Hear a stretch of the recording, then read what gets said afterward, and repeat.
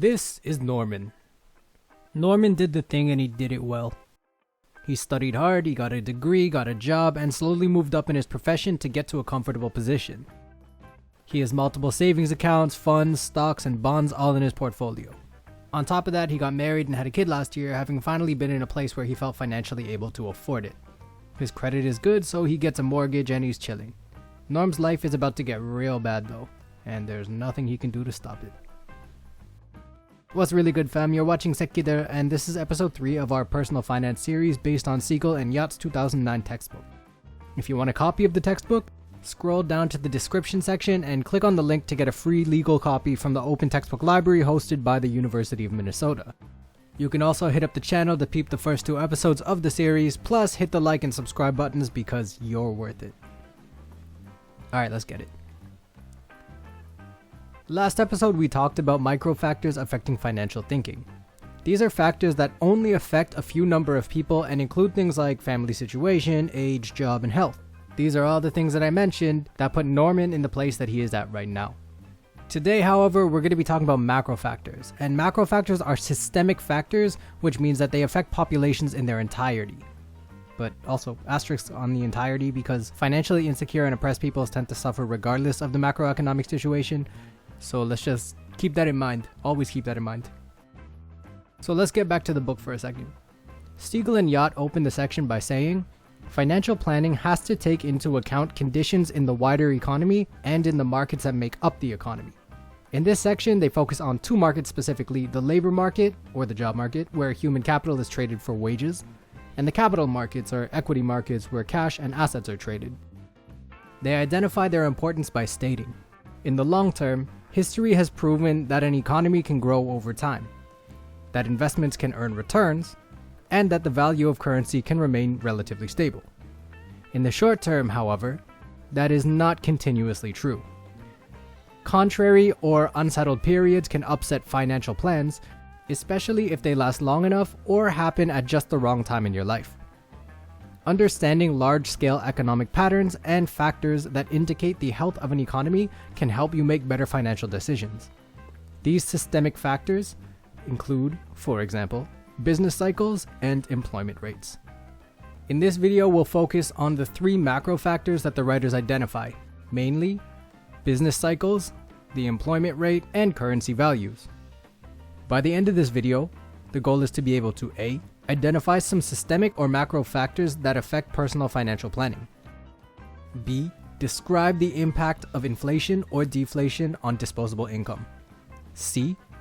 Describe the effect of rising unemployment on disposable income. And D. Explain how economic indicators can have an impact on personal finances. Let's check back in on Norman. Since we last saw him, Norman has been through some shit.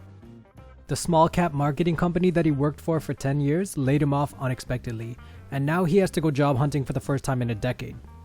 With a newborn at home and his wife on mat leave, Norm and his family have to find a way to make ends meet using his emergency fund, severance pay, and dividends from his investments. Homie looks at his brokerage account one time and immediately shits his pants because all of his assets are down by at least 30%, and after a week, his holdings declare a cut of their dividends for the quarter. Norm, like the economy, is shook. Now this brings us to our first point. Business cycles. Before we get into the cycles themselves, it'll save us a lot of time going forward to explain the concept of GDP.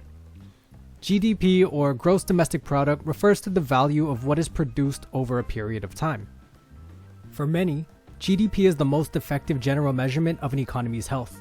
The greater the GDP, the more economic activity is being generated, whereas negative GDPs suggest a reduction in production and economic activity. If the GDP shrinks for half a year or more, an economy is considered to be in a depression.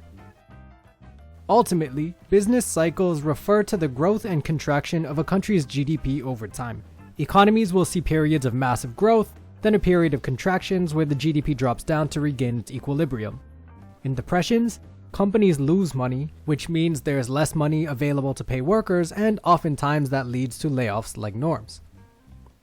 The reasons for such economic shifts are often born of some stimulus that upsets the balance between supply and demand on a larger scale. whether it be the burst of something like a mortgage or debt bubble or a black swan event like the coronavirus. Alright, back to Norm. It's been 5 months now, and all of the businesses around him are in the toilet. Most of his savings are depleted, and his assets are now just not paying him anymore. He hasn't gotten a single call back from any of the companies that he's applied to, and job postings are few and far between. On top of that, most of his former co-workers have also been laid off and are now competing with him for jobs in his area. I told you things were going to get bad. But this brings us to topic number 2, employment rate. Thinking about employment, we need to break down one of the simplest concepts that exists: jobs. Jobs, in their most basic sense, are simply the act of trading labor for financial compensation. The more competent you are at specific things, the more likely you are to be hired and compensated.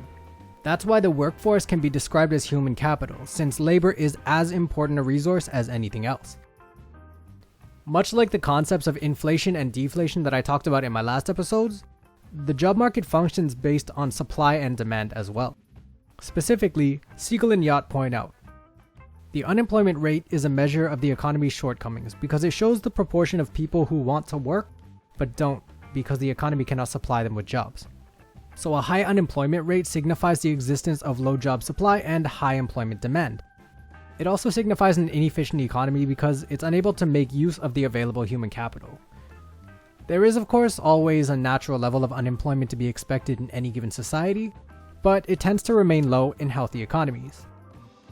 As more jobs become automated and the internet makes information and training more accessible, we may one day see less of a link between an economy's health and the official unemployment rate, but like with GDP, we work with what we got. This table here demonstrates the relationship between GDP and the rate of unemployment or employment in that society. Once again, Siegel and Yacht explain, if there's too much demand for labor, high job supply, and few people seeking jobs, then wages will rise, pushing up the cost of everything and causing prices to rise. Prices usually rise faster than wages for many reasons, which would discourage consumption and would eventually discourage production and cause the economy to slow down from its boom condition to a more manageable growth rate. If there's too little demand for labor, low job supply, high job demand, then wages will fall, or typically there will be high unemployment. If wages become low enough, employers theoretically will be encouraged to hire more labor, which would bring employment levels back up. However, it doesn't always work out that way because people have job mobility. They're willing and able to move between economies to seek employment. Finally, if unemployment is high and prolonged, then too many people are without wages for too long, and they're not able to participate in the economy because they have nothing to trade. In that case, the market economy is just not working for too many people, and they will eventually demand a change. And that's how most revolutions have started. Finally, we have currency value. This refers to the buying power of an economy's currency and is, as I've talked about before, measured by inflation and deflation. To avoid wasting your time talking about a concept that I've talked about to death already, here's a simple chart to identify the difference between inflation and deflationary periods. Inflation represents a high amount of capital supply where the purchasing power of money decreases, prices rise, and the value of currency falls. When the money supply is low, the value of each unit of currency rises, prices fall, and the purchasing power of money increases. Extended periods of inflation and deflation are unhealthy for economies as the monetary supply can lead to exorbitantly expensive prices or failure to produce enough to satisfy the needs of society. Ultimately, it's in our nature to assume that economic situations will remain the same over the course of our lives, but due to the existence of business cycles, inflation, deflation, and changes to the employment market, it's necessary to prepare for the highs and lows of economic cycles. In times of strength, it's smart to prepare for the inevitable downturn, which may include losses of wage income, investment income, or, in many cases, both. So to wrap it up, the 3 macro factors covered in this section include business cycles, employment rates, and currency values. Business cycles refer to periods of expansion and contraction often measured by the growth and shrinkage of a country's GDP. An economy that grows too fast or too slowly is unsustainable, and an economy that shrinks for 6 months or more can be considered as being in a depression.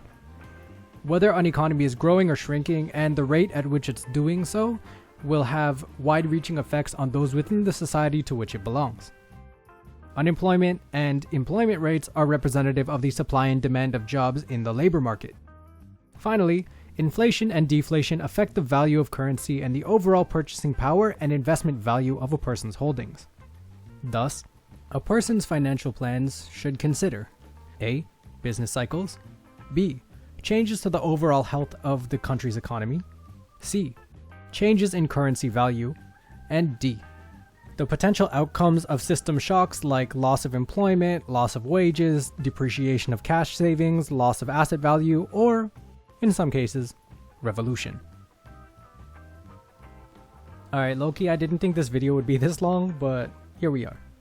If you found this helpful, please comment below, like and subscribe, and share this with anybody that you think might find this helpful. If you want actual tips on how to get stuff done in Korea properly, click through to my page and look at some of my old playlists where I give you some basic tips and tricks to get your money right in the Republic of Korea. Oh, I didn't forget about Norm though. Let's reward this man for all of his pain. Norm won the lottery, used it to buy a bunch of farmland, redistributed his wealth, and now lives an agrarian lifestyle. That's it for me. Catch you next time. Peace.